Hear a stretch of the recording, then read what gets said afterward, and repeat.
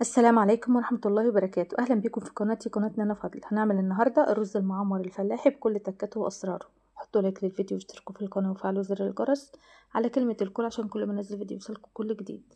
ويلا بينا نسمي الله ونصلي على الرسول وندخل على الوصفة بتاعتنا. هنجيب بقى الصينية بتاعتنا وهننزل بمعيار الرز بتاعنا. هتعملي كيلو رز يبقى تحطي كيلو لبن. هتعملي 4 كوبايات رز يبقى 4 كوبايات من اللبن. معيار الرز قد معيار اللبن. طيب معيار الصينية نعرفه ازاي؟ لازم الرز بتاعنا يكون معدي نص الصينية. تمام. بعد كده جبت اللبن بتاعي وغليته كويس جدا. لازم يكون اللبن بتاعك مغلي كويس وبيدخن زي ما انتوا هتشوفوه دلوقتي. شايفين اللبن بتاعنا بيدخن غليه. وبعد كده نزلت بيه على الرز. والافضل لما تيجي تعملي رز معمر بتعمليه باللبن اللي هو كامل الدسم اللي هو اللبن الجاموسي. تمام كده بقى هركنها على جنب. وهنجيب كوبايه كده فيها نص كوبايه من ميه عاديه عادي من الحنفيه على نص كوبايه ميه. وهنزل بمعلقه كبيره من الملح. طبعا الملح حسب الكميه اللي انت بتعمليها زي ما قلت لكم معيار الرز قد معيار اللبن. وبتجيبي نص كوبايه من الميه بتضيفي الملح بتاعك على قد الكميه اللي انت بتعمليها. وتدوبي الملح كويس لحد ما يدوب معانا خالص عشان ما ينفعش طبعا نحط الملح كده على اللبن والرز هتلاقي حته عدبه وحته حادقه.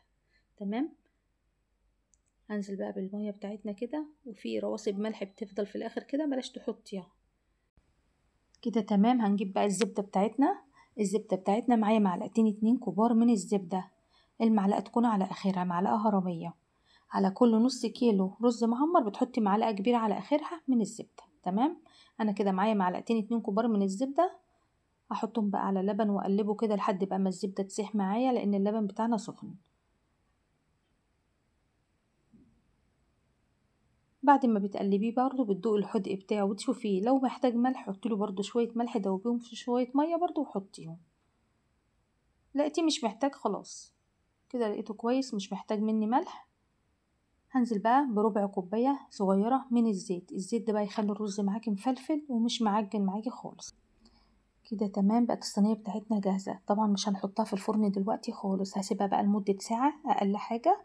اسيب بقى الرز يشرب من اللبن كده وتيجي تاكليه بقى تاكلي الرز المعمر الفلاحي الاصلي بتاع ستي وستك. ركنته كده لمده ساعه لحد ما الرز بقى يشرب من اللبن. زي ما انتم شايفين كميه اللبن قلت شويه.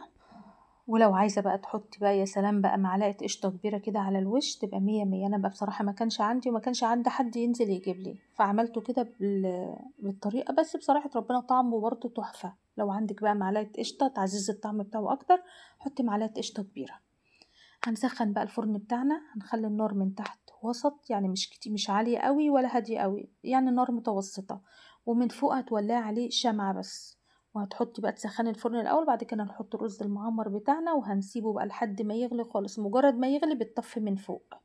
مجرد ما يغلي ويتحول بقى يتشرب كده بسيط تروحي مطفيه النار من فوق وتسيبيه بقى يستوي وتهدي بقى من تحت مجرد ما يتشرب. شايفين بسم الله ما شاء الله الوش عامل ازاي؟ انا بقى مش مغيره لونه. ده لونه الطبيعي مش ممنتجاه خالص. مش ممنتجه بجد بجد ولا مدياله لون ولا مدياله اي حاجه. هو ده شكله الطبيعي بجد بجد. طلع حلو قوي. وشم الريحه بقى ريحه بقى الرز المعمر بتاع اجدادنا بقى بتاع زمان. والرز بسم الله ما شاء الله طالع ومفلفل وزي ما انتوا شايفينه بالجمال والحلاوه دي.